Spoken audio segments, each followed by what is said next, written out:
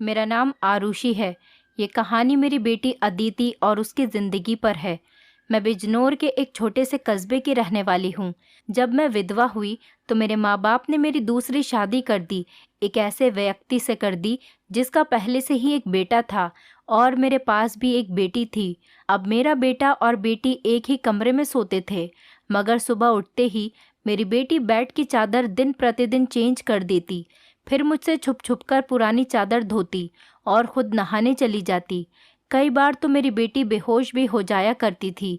वो दिन ब दिन बहुत कमज़ोर होती जा रही थी। एक दिन सुबह उठकर मैं जल्दी से बेटी के कमरे में चली गई, मगर आगे का माहौल देखकर मैं शर्म से पानी पानी हो गई। दिल से एक यही बात निकली कि भगवान ऐसा मंजर कभी किसी माँ को न दिखाए, क्योंकि वहाँ मेरी बेटी और बेटा। मैं शादी के 2 साल बाद ही विधवा हो गई थी। उस वक्त मेरी उम्र 18 साल थी, क्योंकि मेरे माँ बाप ने मेरी शादी 16 साल की उम्र में ही कर दी थी। मैं अपने माँ बाप की इकलौती बेटी थी, मगर मुझे ऐसा लगता था मैं उन पर एक बहुत बड़ा बोझ हूँ, मानो जैसे कि मैं उनकी बेटी ही नहीं थी। मेरे पैदा होने के बाद ही मेरी माँ कोई खुशी नहीं देख पाई थी और मेरे पिता, उनको तो बेटे की बहुत चाहत थी, इसीलिए वो मुझे नापसंद करते थे और हमेशा ही मुझसे अलग रहते थे। मुझे दिल से प्यार नहीं करते थे। वो मुझे अपना मानते भी नहीं थे और मुझ पर बहुत गुस्सा करते थे। कुछ ख़ानदानी सख्तियों की वजह से मेरे पिता दूसरी शादी भी नहीं कर सके। बस इसी कारण वो मुझसे बहुत नफ़रत करते थे। हर वक्त मुझसे सख्ती से ही बात करते थे और इसी वजह से उन्होंने मेरी शादी भी जल्दी ही करवा दी थी। मेरा पति सरकारी स्कूल में एक शिक्षक था। हमारी एक 3 साल की बेटी भी थी, मगर एक दिन विद्यालय से आते हुए रास्ते में उनका एक्सीडेंट हो गया और मौके पर ही उनकी मृत्यु हो गई। वो भी मेरा साथ छोड़ गए। वो दिन मेरे लिए किसी कयामत से कम नहीं था। मुझ पर तो परेशानियों के पहाड़ ही टूट पड़े थे। कुछ दिन गुजरने के बाद मेरे सास ससुर ने भी मुझे मेरे माँ बाप के घर भेज दिया। शायद उन पर भी मैं बोझ ही थी। वो भी मुझे अच्छा नहीं समझते थे। उनके ख्याल से मैं मनहूस औरत थी। मैंने ही जैसे उनके बेटे को मार दिया हो। फिर मैं चुपचाप अपने माँ बाप के साथ उनके घर आ गई। मेरे माँ बाप ही मुझे बोझ ही समझते थे। मैं अपनी बेटी को सीने से लगाकर अकेले अकेले बहुत रोती थी। फिर कुछ दिन बाद मेरे माँ बाप ने मेरी दूसरी शादी कर दी, एक ऐसे व्यक्ति से जिसका पहले से ही एक बेटा था और मेरे पास भी एक बेटी थी। हम दोनों एक जैसे थे, इसीलिए हमारी शादी हो गई, वरना मेरे तो अच्छे रिश्ते भी नहीं आते थे। उसका बेटा मेरी बेटी से 1 साल छोटा था। उसके बेटे का नाम अभिषेक था और मेरी बेटी का नाम अदिति था। हम लोग साथ ही रहने लगे और वक्त इसी तरह गुजरने लगा। देखते ही देखते अदिति 16 साल की हो गई और अभिषेक 15 साल का हो गया। जब अभिषेक के पिता का देहांत हो गया, वो भी इस दुनिया से चले गए। मतलब मेरे दूसरे पति भी हमेशा हमेशा के लिए हमें छोड़कर चले गए। उनकी हमेशा ही तबीयत खराब रहती थी। उन्हें तरह तरह की बीमारियों ने घेर रखा था, लेकिन उनकी बीमारियों के साथ जैसे तैसे गुजर बसर हो रहा था। उनके जाने के बाद मानो जैसे घर की रौनक ही उड़ गई हो। हमारा अपना मकान था, इसीलिए किराए की चिंता नहीं होती थी और मेरे घर में ही एक किराना की छोटी सी दुकान थी। एक दिन जब हम सब लोग सो रहे थे, फिर अचानक ही बहुत ज़ोर से आवाज़ आई। मेरा तो दिल बैठ गया। मैं बहुत घबरा गई थी और डर भी गई थी। मैंने देखा कि ये आवाज़ तो अभिषेक के कमरे से आई है। मैं उसके कमरे की तरफ दौड़ी तो मैं देखते ही हैरान रह गई। कमरे की छत गिर गई थी। ये देखकर मैं घबरा गई। मुझे डर था कि कहीं अभिषेक तो इस छत के नीचे नहीं दब गया। जब मैं करीब गई और मैंने जाकर देखा तो अभिषेक वहाँ नहीं था। वो बाथरूम जाने के लिए उठा होगा। इसी वजह से उसकी जान बच गई, क्योंकि उसके कमरे की छत गिर गई थी। मैंने ईश्वर से धन्यवाद किया कि ये तो अच्छा हुआ कि अभिषेक को कोई चोट नहीं आई। अगर उसको कुछ हो जाता तो मैं उसके स्वर्गवासी पिता को क्या मुंह दिखाती। लेकिन अब हमारे पास इतने पैसे नहीं थे कि हम उस छत को दोबारा डलवा सकते। कमरे का तो कबाड़ा ही बन गया था। सारी छत गिर चुकी थी और हमने उसको उसके हाल पर ही छोड़ दिया। उसके बाद मैंने अपने लिए अपना बिस्तर रसोई में ही डाल दिया और कमरे में दोनों बच्चों को सोने के लिए कहा, क्योंकि बाहर तो बहुत ज़्यादा सर्दी थी और बाहर कोई सो भी नहीं सकता था। और कमरे में एक बेड और एक चारपाई ही थी। 2 लोग भी बहुत मुश्किल से सो पाते थे। अब वो दोनों एक ही कमरे में सोते थे। मजबूरी थी, क्या कर सकते हैं। एक कमरे में तो दुकान थी और मेरे पति ने घर में 3 ही तो कमरे बनवाए थे। यूँ तो हम 3 लोगों के हिसाब से कमरे ठीक थे, लेकिन एक कमरा दुकान के लिए भी तो ज़रूरी था। अब मजबूरी थी, क्या कर सकते थे, गुजारा तो करना ही था। एक दिन मेरा बेटा बेटी के कमरे में सोया तो सुबह सुबह कुछ ऐसा हुआ कि मैं चकित रह गई। अभिषेक तो सवेरे उठकर नाश्ता करने भी बैठ गया था, जबकि अदिति अभी तक सो रही थी। वो तो इतनी देर तक नहीं सोती थी, लेकिन आज वो इतनी देर तक क्यों सो रही थी? उसकी आदत थी कि वो सुबह जल्दी उठ जाया करती थी। मैंने उसको आवाज़ भी दी तो वो उठ नहीं रही थी। थोड़ी देर के बाद मैंने उसके कमरे में जाकर उसको देखा तो पता चला कि वो बेहोश हो चुकी थी। मैं बुरी तरह से घबरा गई थी कि उसको क्या हो गया। मैंने फ़ौरन ही अभिषेक को बोला कि पास के ही डॉक्टर को घर बुला लाओ। डॉक्टर घर पर आया तो डॉक्टर ने कहा कि ये बेहोश हो गई है। लड़की काफ़ी कमज़ोर है, खून की भी कमी है। कोई भारी काम इससे मत करवाना, बस आराम ही करवाना। फल, अच्छा खाना वगैरह खिलाइए, ठीक हो जाएगी। जब अदिति को होश आया तो मैं उसके पास गई और मैंने उससे पूछा कि तुम्हें क्या हो गया था। तो वो कहने लगी कि बस ऐसे ही बैठे बैठे मुझे चक्कर आने लगे थे और मैं बेहोश हो गई थी। मैंने अपनी बेटी को कहा कि तुम आराम करो, मैं तुम्हारे लिए नाश्ता बनाकर लाती हूँ। जब मैं नाश्ता लेकर आई और मैंने आकर देखा, वो अपने कमरे में नहीं थी और कमरे के बिस्तर पर चादर भी नहीं थी। मैंने बाहर जाकर उसको देखा तो वो उसी चादर को बैठकर धो रही थी। मैंने उससे पूछा, तुम ये चादर क्यों धो रही हो? तुम्हारी तो तबीयत ठीक नहीं है, डॉक्टर ने तुम्हें आराम करने के लिए कहा है। मैं उस पर बहुत चिल्लाई और कहा कि यहाँ से उठो, अपने कमरे में जाओ और नाश्ता करो, कुछ खाओ पियो, तभी तो ठीक हो जाओगी। उसने कहा, नहीं नहीं, मुझे ये चादर ज़रूर धोनी है। बिस्तर पर बिछाने के लिए हमारे घर में एक ही तो चादर है। मैंने कहा कि अचानक से ये चादर धोने का भूत तुम्हारे सर पर क्यों सवार हो गया है? इतनी तो चादर गंदी नहीं थी जो तुम उसको धोने के लिए बैठ गई। छोड़ दो इसे, मैं खुद इस चादर को धो दूंगी, उठो यहाँ से। उसने मेरी बात नहीं मानी और चादर को छत पर सुखाने के लिए चली गई। उसके बाद ही उसने नाश्ता किया। फिर थोड़ी देर के लिए वो सो गई और अभिषेक भी काम पर जा चुका था। उसको सिर्फ मैंने हाई स्कूल तक ही पढ़ाई करवाई थी और वो एक कपड़े की दुकान पर काम करता था। वो बहुत ही मेहनती था। घर वाली दुकान तो मैं खुद ही चला लिया करती थी। वैसे भी उस दुकान में ज़्यादातर बच्चे ही आते थे। दिन इसी तरह से गुजर गया। उस दिन अभिषेक ने मुझसे कहा, आज मैं खाना खाकर आया हूँ। वो देर से आया था और अदिति भी पहले से ही कमरे में सो चुकी थी। वो भी जाकर कमरे में सो गया। मैंने भी रसोई में अपनी चारपाई डाल रखी थी। जगह बदलने की वजह से मुझे नींद नहीं आ रही थी। मैं अपने पति को याद ही कर रही थी।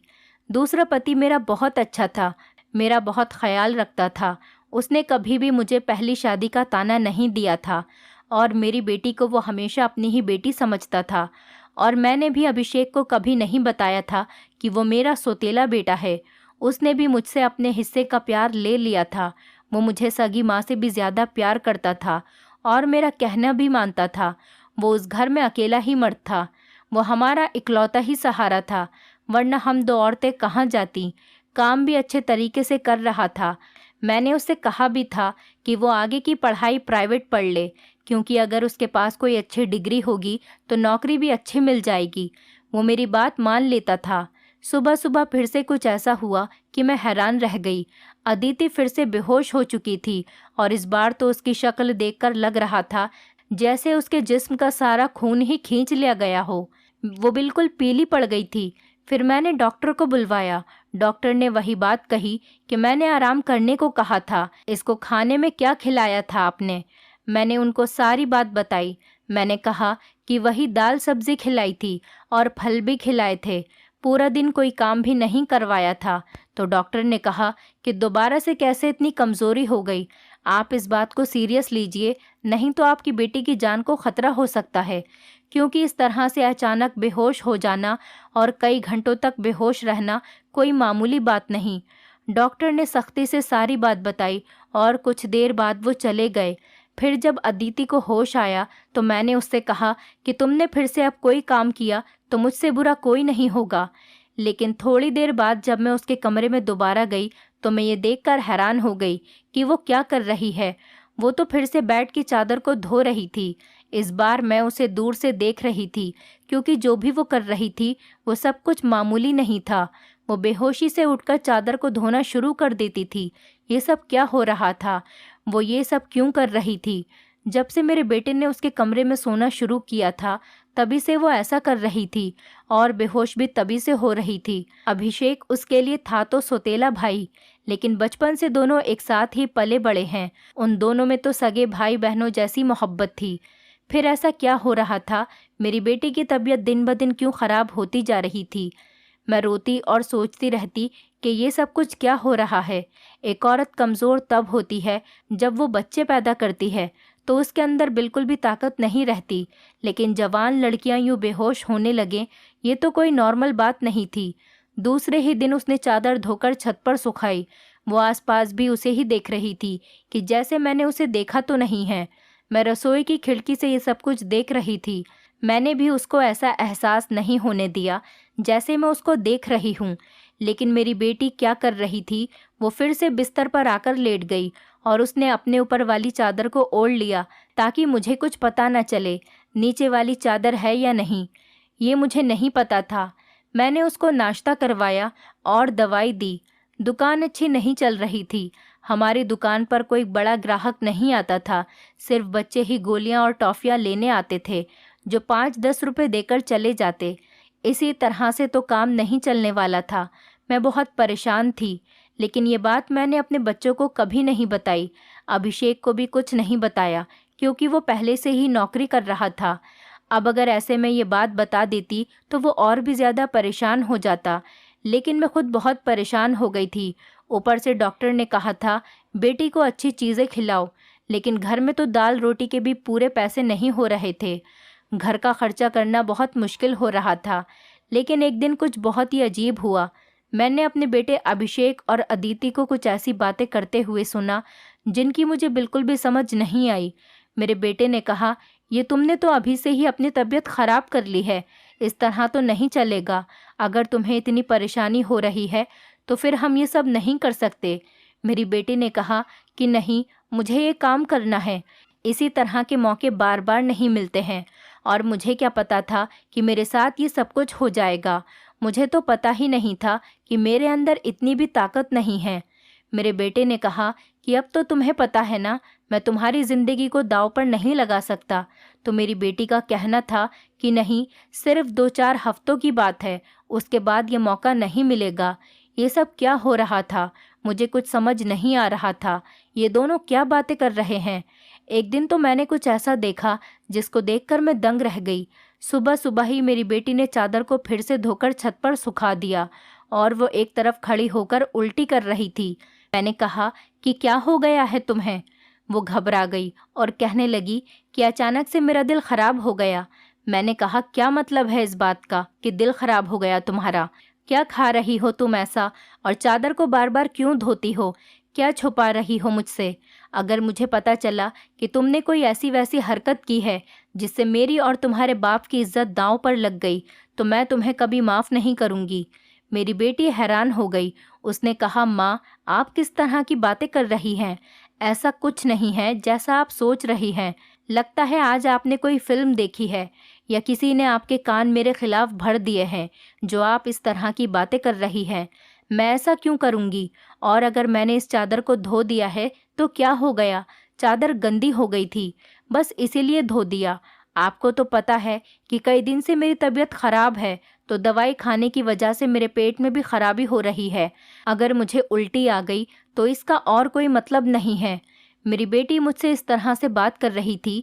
मैंने उसके मुंह पर थप्पड़ दे मारा और वो ज़मीन पर गिर गई। तभी अचानक अभिषेक भी आ गया। उसने कहा कि माँ, आप ये क्या कर रही हैं?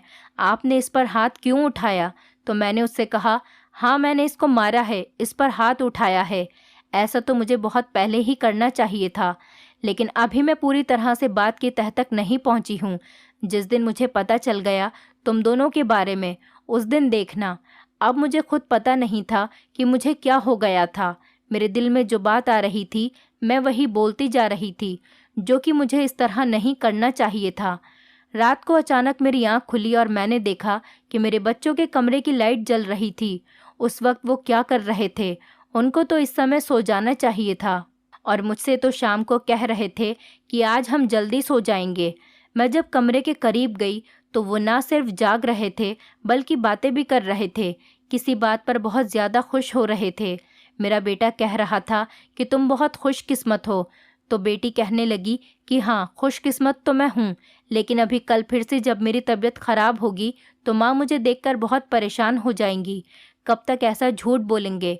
बेटा बोला, बस कुछ दिन और कर लेते हैं, फिर सब कुछ ठीक हो जाएगा। मैं उनकी बातें सुनकर हैरान रह गई। आज मुझसे रहा नहीं गया। मैंने कमरे के दरवाजे को खोलने की कोशिश की तो मैं हैरान रह गई। उन्होंने दरवाजे को अंदर से बंद क्यों किया था? क्या वजह थी दरवाज़ा अंदर से बंद करने की? वैसे भी अब मौसम बदल रहा था, उनको दरवाज़ा खोलकर सोना चाहिए था। मैंने दरवाजे पर बार बार दस्तक देना शुरू कर दिया, लेकिन इस तरह से दस्तक देने के बावजूद भी उन लोगों ने दरवाज़ा खोलने में आधा घंटा लगा दिया। और उसके बाद जब मैंने कमरे में देखा तो उनके अलावा कमरे में कोई भी नहीं था और वो दोनों ऐसी शक्ल बनाकर बैठे थे जैसे नींद से जागे हों। मैंने कहा, इतनी देर में दरवाज़ा क्यों खोला है? तो कहने लगे, हम सो रहे थे। मैंने कहा कि झूठ नहीं बोला करो, तुम लोग जाग रहे थे और बातें कर रहे थे। उन्होंने कहा कि हम क्यों इस समय जागेंगे और क्यों बातें करेंगे? हमारा कौन सा कल पेपर है जो हम तैयारी करेंगे और जागेंगे? हम लोग तो सो रहे थे। मुझे उन दोनों की हरकतें समझ नहीं आ रही थी। मेरे पास बोलने के लिए कोई शब्द नहीं थे। मुझे उनकी बातें समझ नहीं आ रही थी क्योंकि वो दोनों तो ऐसे ही बैठे थे जैसे नींद से अभी अभी जागे हों। उसके बाद मैंने उनको कुछ नहीं कहा और वहाँ से चली गई। लेकिन मैं सोचती थी कि कोई ना कोई गड़बड़ तो ज़रूर है। मैं ये देखकर हैरान रह गई। एक दिन मेरी बेटी के बाजू में नील के निशान भी थे। ये तो ज़ख्म के निशान थे। मुझे समझ नहीं आ रही थी कि उसे क्या लगा था। मैंने उससे पूछा तो उसने कहा कि छुरी लगी है, लेकिन छुरी तो उंगली पर लगती है, बाजू पर नहीं। मेरी बेटी कोई ना कोई बात ऐसी है जो मुझसे छुपा रही थी। कभी बेहोश हो जाती थी, कभी उसके शरीर पर अजीब अजीब तरीके के निशान होते थे और कभी उठकर अपने बेड की चादर धोने लग जाती थी और मुझे कमरे में जाने नहीं देती थी। मेरा दिमाग जिस तरफ जा रहा था मैं वैसे ही सोचना नहीं चाहती थी। मेरी गलती थी। मैंने आग और पानी को क्यों एक साथ रखा? मुझे ऐसा नहीं करना चाहिए था। मैंने सोच लिया कि मुझे अब क्या करना है। जवान लड़का और लड़की को मुझे एक साथ एक ही कमरे में नहीं सोने देना चाहिए था। गलती तो मेरी ही थी। मुझे इन सब बातों का ध्यान रखना चाहिए था। अभिषेक था तो अदिति का सौतेला ही भाई। नियत बदलते देर नहीं लगती। जवानी की इस उम्र में बच्चे बुरी संगतों में पड़ ही जाते हैं। सगा भाई तो सगा होता है और सौतेला भाई सौतेला। तो फिर मैं कैसे सौतेले भाई बहन को एक साथ एक ही कमरे में सुला रही थी? ये मेरी ही गलती थी। जब हम ही बच्चों पर ध्यान नहीं देंगे, परेशानियां तो पैदा ही होंगी। अच्छी बुरी बातों का ध्यान तो हमें ही रखना होता है। बच्चे तो नादान होते हैं और नादानी में ही बहुत सारी गलतियां कर बैठते हैं। जैसे जैसे विचार मेरे दिमाग में आ रहे थे, अगर ये सारे विचार सही हो गए तो फिर सारा का सारा कसूर मेरा ही होगा। मैंने अपने बेटे और बेटी पर नज़र रखी थी। एक दिन मेरा बेटा बेटी को कोई चीज़ लाकर दे रहा था। मैं छुपकर उनकी बातें सुनने लगी। उसने कहा कि ये तुम्हारी दवाई है, इस परेशानी के लिए ये दवाई ले लो तो सब कुछ ठीक हो जाएगा। उसने मेरी बेटी को छुपाकर वो गोलियां दी। मैं परेशान हो गई कि ये किस चीज़ की गोलियां उसको दे रहा है। आखिर ऐसी क्या बात है जो परेशानी ये दोनों हल करना चाहते हैं और उसके बारे में मुझे नहीं पता। और ये दवाइयाँ कुछ अजीब सी क्यों लग रही थी। मेरी बेटी ने भी वो दवाइयाँ फ़ौरन से पकड़ लीं और उनको अपने दुपट्टे के पल्लू में छुपा लिया। बेटे ने कहा कि रात को सोने से पहले खा लेना, तो फिर अगले दिन तुम बेहोश बिल्कुल भी नहीं होगी। और 2-3 दिन तक तो मेरी बेटी वाकई बेहोश नहीं हुई थी, लेकिन उसके बाद शायद उसकी वो गोलियां ख़त्म हो गईं और एक दिन बाद फिर से मेरी बेटी बेहोश हो गई थी। मेरा बेटा भी घर पर नहीं था, इसीलिए मैंने आज फ़ायदा उठाने के बारे में सोचा। मैंने वो चादर बहुत ही होशियारी से बेटी के नीचे से खींच ली और उसको तरीके से तय करके अपने कमरे में ले आई। मुझे खोलकर देखना था कि इस पर ऐसा क्या लगा होता था जिसकी वजह से मेरी बेटी सुबह उठते ही उसे धोना शुरू कर देती थी और यहाँ तक कि अपनी बीमारी का भी ख्याल नहीं करती। जब मैंने चादर को खोल कर देखा तो पहले तो मुझे कुछ नज़र नहीं आया, लेकिन जब मैंने ध्यान से देखा तो ये देखकर मैं हैरान रह गई कि उस चादर पर सफ़ेद सफ़ेद बाल थे और पूरी चादर बालों से भरी हुई थी। मुझे समझ नहीं आई ये किस चीज़ के बाल हैं, क्योंकि ये बाल बिल्कुल सफ़ेद और छोटे छोटे बाल थे। मैं हैरान हो गई, लेकिन मुझे ये बात समझ नहीं आई। मैं सोचती रही कि ये सब कुछ क्या हो रहा है। मैं बेटे और बेटी की हरकतों पर नज़र रख रही थी, इसीलिए सारा कुछ अपने दिमाग में सोच रही थी, लेकिन मैं किसी नतीजे पर नहीं पहुंची थी। तब तक मेरी बेटी को ये पता चल ही गया कि चादर मैंने देख ली है, तो वो मेरे पास आकर बैठ गई और कुछ अजीब सी घबराई हुई नज़र आने लगी। उसके बाद मैंने उससे पूछ लिया कि क्या बात है, क्यों परेशान लग रही हो। तो उसने कहा कि माँ, वो चादर कहाँ है। तो मैंने उससे कहा कि वो तो मैंने धोकर डाल दी है। ये कहकर वो मेरे पास से जाने लगी, तो मैंने उसका हाथ पकड़कर उसे रोक लिया और मैंने कहा कि मैं सब कुछ देख चुकी हूँ। उस चादर पर जो भी लगा हुआ था मुझे बता दो, ये सब कुछ क्या है? तुम मुझसे इतने दिनों से क्या छुपा रही हो? मैं बहुत परेशान हो गई हूँ। मेरे दिमाग में बहुत बुरे बुरे विचार आ रहे हैं। वो मेरे पास बैठ गई और फिर मेरी बेटी ने मुझे ऐसी बात बताई कि मेरे कदमों तले से ज़मीन निकल गई। मेरी बेटी ने मुझे बताया कि माँ, जैसा आप समझ रही हैं वैसा बिल्कुल भी नहीं है। दरअसल हमने देख लिया था कि इस घर के हालात अच्छे नहीं चल रहे। घर की दुकान भी नहीं चल रही थी और भैया भी कुछ खास पैसे नहीं कमा रहे थे, लेकिन हमें ऐसा कोई काम नहीं मिल रहा था जो हम लोग कर पाते। फिर भैया के एक दोस्त ने उसको एक काम दिया। दरअसल उसने कुछ बहुत ही नस्ली किस्म के बिल्ली के बच्चे रखे हुए थे, जो कि 3 से 4 की तादाद में थे, लेकिन उनको संभालना उसके बस से बाहर था। इसीलिए उसने हमें उन बच्चों को संभालने का काम दिया और उस काम के बहुत सारे पैसे दिए।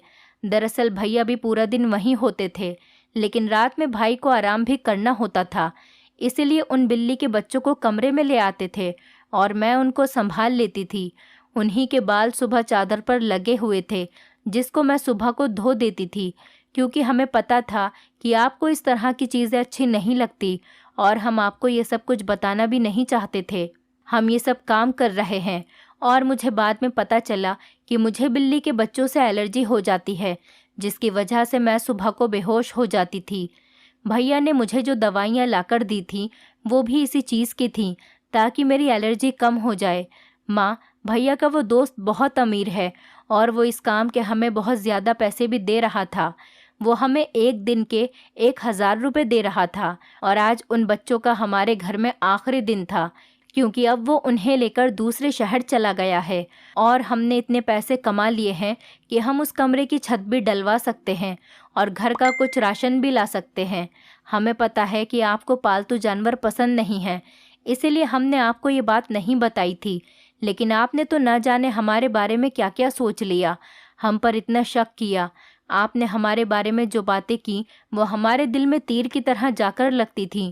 मैं जानती हूँ कि वो मेरा सौतेला भाई है, लेकिन वो मेरे सगे भाइयों से भी बढ़कर है। उसने हर बार सिर्फ हमारे बारे में ही सोचा है, जबकि देखा जाए तो हम उसके क्या लगते हैं। उसका पिता तो इस दुनिया से जा चुका है और उसके अपने रिश्तेदार भी तो हैं, जो कि हमसे बहुत ज़्यादा अमीर हैं। वो उनके साथ जाकर भी तो रह सकता है, लेकिन वो फिर भी हमारे साथ रहता है, क्योंकि वो हमें कभी अकेला नहीं छोड़ना चाहता। उसने हमेशा मुझे अपनी सगी बहन ही माना है। उसने कभी मुझसे कोई गलत बात नहीं की और वो हमारा साथ भी देता है, हमारे लिए बहुत कुछ करता है। पूरा दिन वो काम करता था, रात को मैं उसकी मदद करती थी। वो कहता था कि वो रात में भी ये सब कुछ कर लेगा। दिन भर तो वो बेचारा मेहनत करता था, इसीलिए मैंने उससे कहा कि रात को तुम आराम किया करो, बच्चों को मैं देख लूँगी। इसीलिए मैं उसकी मदद कर रही थी। मुझे ये सुनकर बहुत ही ज़्यादा अफसोस हुआ और मुझे खुद पर बहुत गुस्सा भी आ रहा था। मैंने अपने बच्चों के बारे में क्या क्या सोचा। मैं अपने बच्चों के बारे में जितना गलत सोच रही थी, मेरे बच्चे उससे भी कई गुना ज़्यादा अच्छे हैं। इतनी गलत बातें मैंने उनके बारे में सोची जितनी मुझे सोचनी भी नहीं चाहिए थी। हमने ये बात अभिषेक को नहीं बताई। अदिति ने भी उसको कुछ नहीं बताया कि मुझे सारी बात का पता चल गया, क्योंकि अब ये काम वैसे भी ख़त्म हो गया था और मैं उसकी नज़रों में और ज़्यादा गिरना नहीं चाहती थी। कुछ दिन बाद अभिषेक ने उस कमरे की छत डलवा दी और अब हमारे घर का कमरा भी ठीक हो गया था। धीरे धीरे हमने बहुत मेहनत की, मेरी बेटी ने भी घर में बच्चों को ट्यूशन पढ़ाना शुरू कर दिया था। हमारे हालात पहले से बेहतर होने लगे। धीरे धीरे इतने बेहतर हो गए कि हमारे घर में कोई तंगी नहीं रही। मेरे साथ ज़िंदगी ने बहुत बुरा किया था, लेकिन अच्छा ये किया कि मुझे बहुत ज़्यादा नेक और अच्छे बच्चे दिए, चाहे वो मेरे अपने थे या पराए। ईश्वर की कृपा से मेरे दोनों बच्चे बहुत ही मेहनती हैं और इस बात को समझते हैं कि अभी उनकी मेहनत के दिन हैं। हाथ पर हाथ रखकर नहीं बैठ सकते, क्योंकि उनके सर पर पिता का साया नहीं था और मैं भी कुछ खास कर नहीं सकती थी। इस बात का उनको एहसास था और ये एक बहुत बड़ी बात है। ईश्वर की कृपा है कि अब सब कुछ ठीक हो गया। ऊपर वाले का लाख लाख शुक्र हुआ। जैसा मैं सोच रही थी वैसा कुछ नहीं हुआ, लेकिन ऐसा हो भी सकता था। अगर ऐसा होता तो मैं कहाँ जाती। बस आखिर में इतना कहना चाहूँगी, जो ऊपर वाला चाहता है होता वही है। मेरे बच्चे बहुत समझदार हैं और उनके दिल में कोई ऐसी बात नहीं है, लेकिन फिर भी मैं ऐसी माँओं को नसीहत करूँगी, बच्चों के साथ के इस मामले में थोड़ी एहतियात ज़रूर करें और वो गलती ना करें जो मैंने अपने बच्चों के साथ की है। मुझे दोनों को एक कमरे में नहीं रखना चाहिए था, क्योंकि जो ना हुआ और वो हो भी सकता था, और अगर वो हो जाता तो सब कुछ ख़त्म हो जाता। मेरे बच्चे तो समझदार थे, शायद मेरे साथ इसीलिए ऐसा नहीं हुआ। अपने बच्चों का ध्यान रखें, उनकी ज़िंदगी पर भी ध्यान रखें और वो कब क्या कर रहे हैं इस बारे में पूरी जानकारी रखें, और बच्चों पर प्यार करने के साथ साथ थोड़ी सख्ती भी रखें, और वो क्या गलती कर रहे हैं क्या नहीं, इन सब बातों के बारे में उनसे जानकारी लेते रहें और इस बात का ध्यान रखें। जब बच्चे जवान हो जाएं तो उनका बिस्तर अलग कर देना चाहिए। आपसे भी यही सब कहूँगी कि अपने बच्चों का ध्यान रखें। दोस्तों, उम्मीद करती हूँ आपको हमारी कहानी पसंद आई होगी। कहानी पसंद आई है तो वीडियो को लाइक करें, चैनल पर नए हैं तो चैनल को सब्सक्राइब करें और हाँ, नोटिफिकेशन बेल को ज़रूर दबाएं ताकि